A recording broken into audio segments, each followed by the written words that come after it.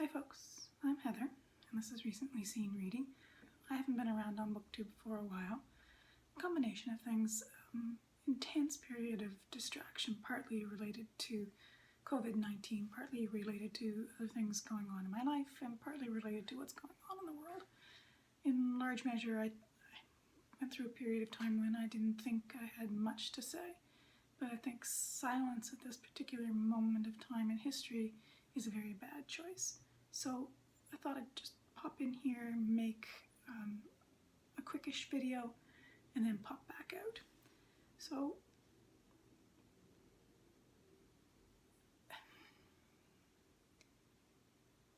struggling to figure out what to say or how to start what I want to say. I think the first thing I want to say is that Canadians have a tendency to see ourselves as somehow exceptional, that we point to what goes on in the United States and congratulate ourselves far too much about how we are in a much better place, and we're not.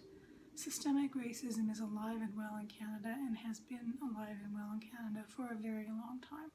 So as Canadians, as we're watching the police riots and lynchings going on in the States that have been highlighted over the last month or so, we need to pay attention to our own houses.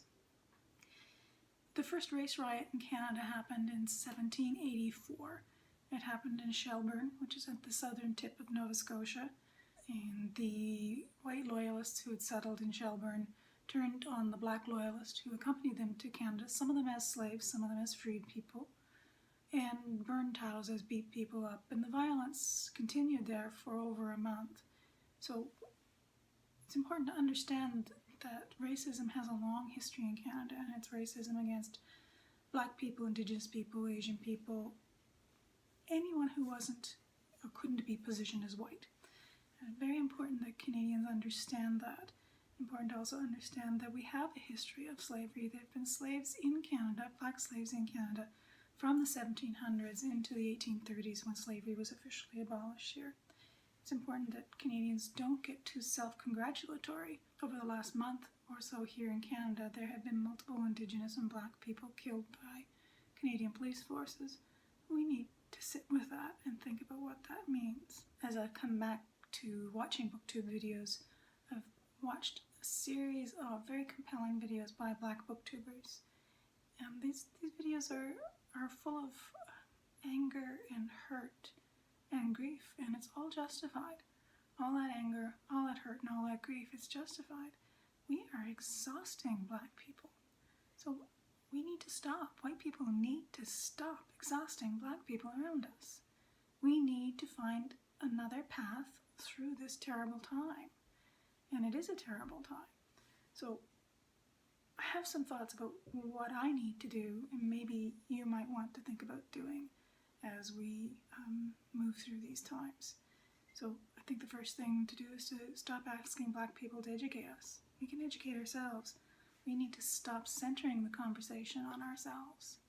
If we're going to cry over these things, we need to cry off camera. This is not a place for our tears. We need to do our own homework. I've seen this reiterated in multiple videos from black booktubers. We need to stop asking black people for essentially reading lists. We can do our own homework. The internet is full of reading lists and articles and videos and movies. There's no shortage of material, and there's no shortage of people pointing us toward that material. And if you can't find it using Google, and if you can't find it using Google, I worry about you. But if you can't find it, material you want to read or engage with through Google, I recommend popping onto your local library website. There's nothing we librarians like better than building a book list. It's our first knee-jerk reaction to almost everything. We need to educate ourselves. We need to do our own homework. We need to stop asking our black peers and colleagues and friends and family members to do it for us. We need to do our own education. We need, if we have extra cash to spare, and many of us do, we need to give the money away. We need to donate it to places that can use the money. I've donated most recently to a local fund that was initially set up to support the Black people in the community who've been struggling as a result of the disproportionate effect of COVID-19. That's kind of a drop in the bucket, and I will be finding ways to donate money to it in a way that's more sustainable and more sustained. But that's one very practical thing we can do: apply the money we have to the cause we believe in. The other thing we can do is not quibble about how that money is spent. Donate the money. Trust the organizers to spend it as best they can. Don't quibble about how the money is being spent.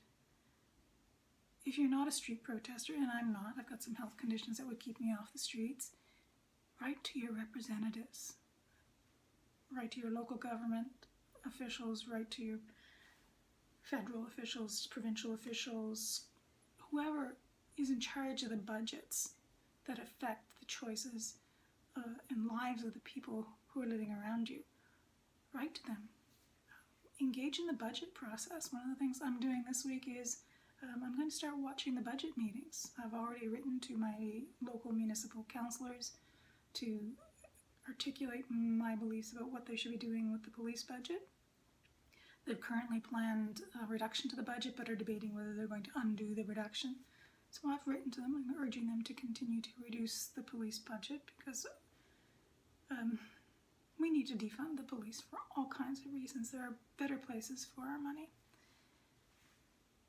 And one of the things we all need to do, and for some of it is the hardest thing to do, is we need to intervene when our families and friends and colleagues say or do racist things.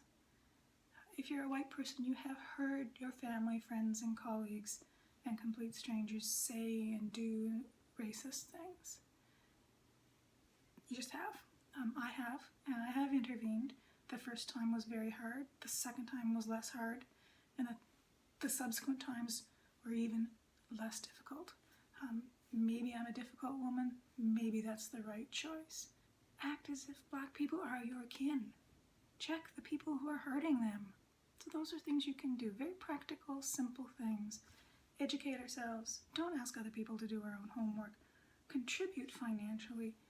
Engage in the policy discussions in your communities and social circles, work circles. Even small interventions can change things because they accumulate and they accumulate over time. Intervene in ways that can help. Stop your racist act. Stop your racist uncle. Stop the racism in yourself. It's hard the first couple of times. It gets easier. I know there are many, many other things we can do, but we can pay attention. Listen to the people who are telling us that we are hurting them. Stop hurting them. Pay attention to the fact that they are exhausted and stop exhausting them. Check your kin. Intervene. It's more than time. Thanks for listening to this short-ish impromptu rant. I hope you're doing well, that you take care of yourself, you take care of your kin, and that you're mindful of the amount of grief in the world. Bye.